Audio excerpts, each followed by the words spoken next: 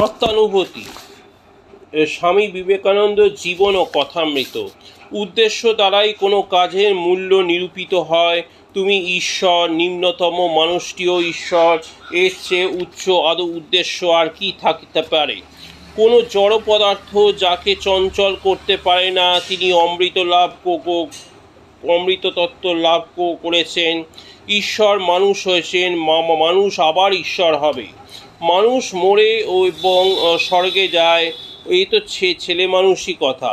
আমরা কখনো আসি না, যাইও না, আমরা যেখানকার সেখানেই আছি।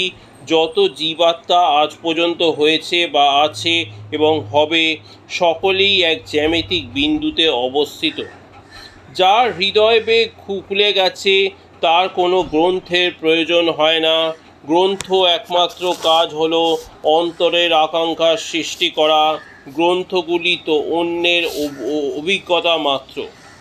যখন তুমি নিজেকে জানতে পারবে, তখন সবই জানা হয়ে যাবে। প্রত্যেকের মধ্যেই সেই ঈশ্বর পরমাত্মা আছে, অন্য সব কিছুই স্বপ্ন, শুধু মায়া। মনে রেখো, জীবাত্মারই বিকাশের জন্য প্রকৃতি, প্রকৃতির জন্য জীবাত্মা নয়। এটাই হলো ভারতের শাশ্বত বাণী, যত্র জীব তত্র শিব। আমি এত তপস্যা করে এই সার বুঝেছি যে জীবে জীবে তিনি অধিষ্ঠান হয়ে আছেন, তাছাড়া ঈশ্বর ফিশ্বর কিছুই আর নেই। প্রত্যেক আত্মার মধ্যেই দেবত্ব নিহিত। বহিঃপ্রকৃতি ও অন্তর্প্রকৃতিকে নিয়ন্ত্রিত করে অন্তর্নিহিত এই দেবত্বকে প্রকাশ করাই লক্ষ্য। বলো না আমরা দুর্বল, আমরা সব করতে পারি। আমাদের প্রত্যেকের ভেতরেই সেই মহিমাময় আত্মা রয়েছে। মানব প্রকৃতি গৌরব কখনো ভুলো না। আমরাই অতীত ও ভবিষ্যতের মহত্তম ভগবান। আমি যে অসীম মহাসমুদ্র, কৃষ্ণরা এবং বুদ্ধরা তার তরঙ্গ ছাড়া কিছু নয়। যদি ভিতরে চলে যাও, তবেই এই একত্ব দেখতে পাবে। মানুষে মানুষে একত্ব, নরনারীতে একত্ব, জাতিতে জাতিতে একত্ব, উচ্চ নিচে একত্ব, ধনী দরিদ্রে একত্ব, দেবী দেবতা মানুষে একত্ব, সকলেই এক। যদি আরও ভিতরে ঢোকা যাবে, দেখবে ইতর জীবজন্তু সবাই এক।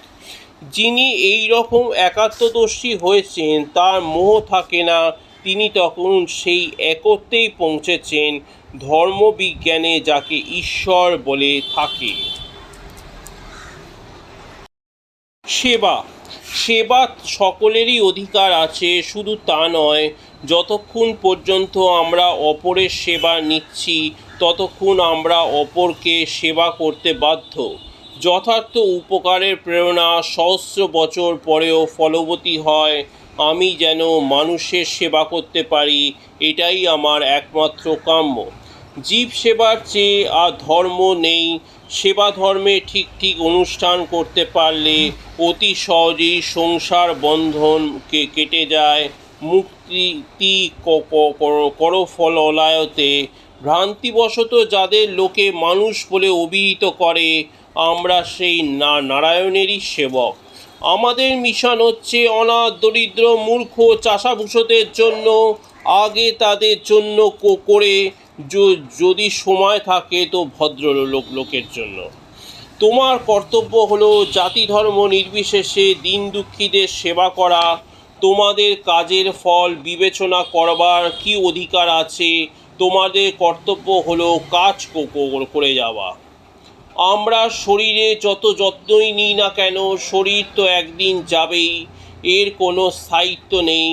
যাদের শরীরের অন্যেরা সেবা করতে মৃত্যুবরণ করে, তারা ধন্য। তোমার বাড়ি আছে, পাড়ার কাছে কত অভাবগ্রস্ত লোক রয়েছে, তোমায় তাদের যথাসাধ্য সেবা করতে হবে।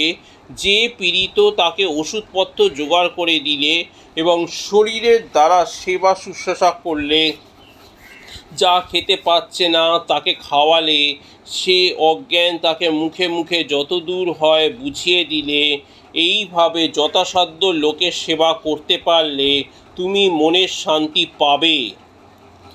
তো তোরা সব কলেজ থেকে বেরিয়ে শুধু পরসেবায় লেগে যা দেখি। আমার কথা বিশ্বাস কর, টাকা পয়সা পূর্ণ ভাণ্ডারে বোঝা নিয়ে যত সুখ পাবি তার চেয়ে অনেক আনন্দ পাবি। একদিকে পরসেবা করবি, অপরদিকে জ্ঞানের পথে অগ্রসর হবি। কারুর সেবা নিবি না, কিন্তু সব কাজ করবি। কোনো কাজই ছোট নয়, মনে নিশ্চিত জানবি। পথ নির্দেশ: প্রকৃতির সম্মুখীন হও, অজ্ঞানের সম্মুখীন হও, মায়ার সম্মুখীন হও, কখনো পশ্চাদপসরণ করো না। আসুক চারিদিক থেকে রশ্মিধারা, আসুক তীব্র পাশ্চাত্য কিরণ, যাহা দুর্বল দোষযুক্ত তাহা মরণশীল, তাহা লইয়াই বা কী হবে? যাহা বীর্যবান বলপ্রদ তাহা অবিনশ্বর, তাহার নাশ কে করে? আহার চালচলন ভাব ভাষাতে তেজস্বিতা আনতে হবে, সব দিকে প্রাণের বিস্তার করতে হবে, সব ধমনীতে রক্তপ্রবাহ প্রেরণ করতে হবে, যাতে সকল বিষয় একটা প্রাণস্পন্দন অনুভূত হয়। যে সকল সামাজিক নিয়ম এই স্বাধীনতার স্ফূর্তি ব্যাঘাত করে তাহা অকল্যাণকর, এবং যাহাতে তাহার শীঘ্র নাশ হয় তাহাই করা উচিত। তোমার বাড়ির কাছে, পাড়ার কাছে কত অভাবগ্রস্ত লোক রয়েছে, তাদের যথাসাধ্য সেবা করো। যে পীড়িত তাকে ওষুধপত্র জোগাড় করে দাও এবং শরীরের দ্বারা তার সেবা শুশ্রূষা করে। যে খেতে পাচ্ছে না তাকে খাওয়াও। পবিত্র হও, শান্ত হও, অশান্ত চিত্তে ঈশ্বর প্রতিফলিত হন না। মন্দকে ফুল দিয়ে ঢেকে ভালো বলো, তা আমি পছন্দ করি না। বুদ্ধি চাতুর্যই শ্রেষ্ঠ বস্তু নয়। ঈশ্বর উপলব্ধির সহায়ক যে কোনো সম্প্রদায়কে স্বাগত জানাও। ঈশ্বর অনুভূতি ধর্ম। মৃত্যু বা কালীকে উপাসনা করতে সাহস পায় কজন? এসো আমরা মৃত্যুর উপাসনা করি। আমরা যেন ভীষণকে ভীষণ জেনেই আলিঙ্গন করি, তাকে যেন কোমলতর হতে অনুরোধ না করি। আমরা যেন দুঃখকে বরণ করি।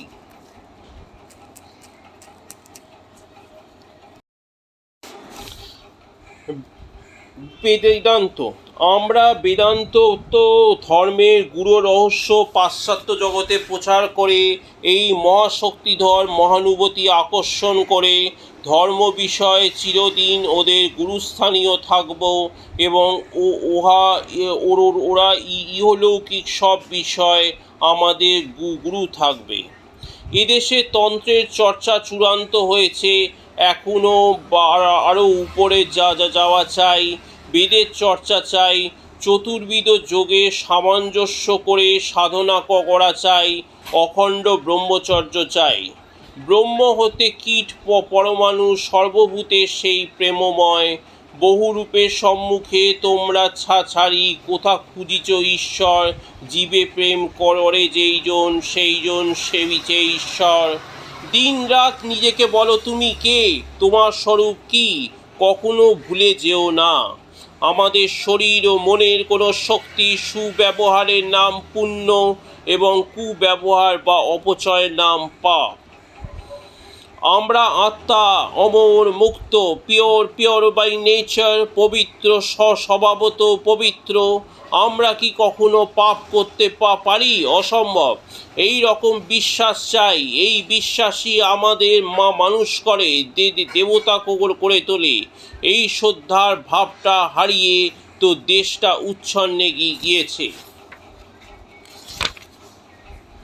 অদ্বৈতবাদের বিরুদ্ধে যত তর্ক বিতর্ক হয়ে থাকে তার মোদ্দা কথা এই যে এতে ইন্দ্রিয় সুখভোগের স্থান নেই। আমরা আনন্দের সঙ্গে একথা স্বীকার করতে খুব প্রস্তুত আছি। মৎস্যজীবী যদি নিজেকে আত্মা বলে চিন্তা করে তবে সে একজন ভালো মৎস্যজীবী হতে পারবে। বিদ্যার্থী যদি নিজেকে আত্মা বলে চিন্তা করে তবে সে একজন শ্রেষ্ঠ বিদ্যার্থী হবে। উকিল যদি নিজেকে আত্মা বলে চিন্তা করে তবে সে একজন ভালো উকিল হবে। জগতে যত শাস্ত্র আছে তার মধ্যে বেদই কেবল বলে যে বেদপাঠ অপরা বিদ্যা, পরাবিদ্যা হচ্ছে যার দ্বারা সেই পুরুষকে জানা যায়, যে পড়েও যায় না, বিশ্বাস করেও হয় না, তর্ক করেও হয় না, সমাধি অবস্থা লাভ করলেও তবে সেই পরম পুরুষকে জানা যায়। বেদে নেই এমন কোনো ধর্ম সম্বন্ধীয় নতুন ধারণা, কোথায় প্রচারিত হয়নি। বেদান্ত কেশরী গর্জন করুক, শৃগালেরা তাকে গর্তে পলায়ন করবে। সত্য যখন প্রকাশ পায় কোনো সাক্ষ্যের প্রয়োজন হয় না। মানুষ যেখানে পড়ে আছে সেখানে পড়ে থাকলে চলবে না, তাকে দেবত্বে উন্নীত করতে হবে। বই প্রকৃতি অন্তঃপ্রকৃতিরই স্থূল প্রকাশ মাত্র। ঈশ্বরের সংজ্ঞা নির্ণয় করতে যাওয়া মানে পৃষ্ঠ পেষণ করা, কারণ তিনিই একমাত্র সত্তা যাকে আমরা জানি।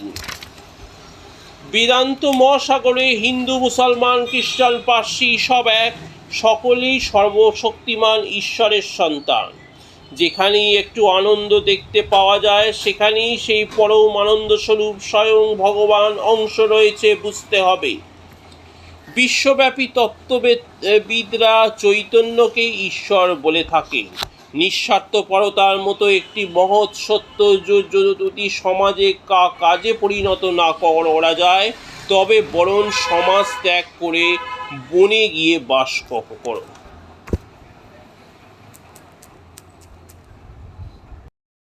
গুরু সাম্প্রদায়িকতা আর গোঁড়ামি দিয়ে আধ্যাত্মিক জগতে সর্বত্র যে এক গভীর ব্যবধানের সৃষ্টি হয়েছে, তা শুরু করার জন্যই তা শ্রীরামকৃষ্ণের সমগ্র জীবন ব্যয়িত হয়েছিল। আমি নিজে যা কিছু হয়েছি, ভবিষ্যতে পৃথিবীর যা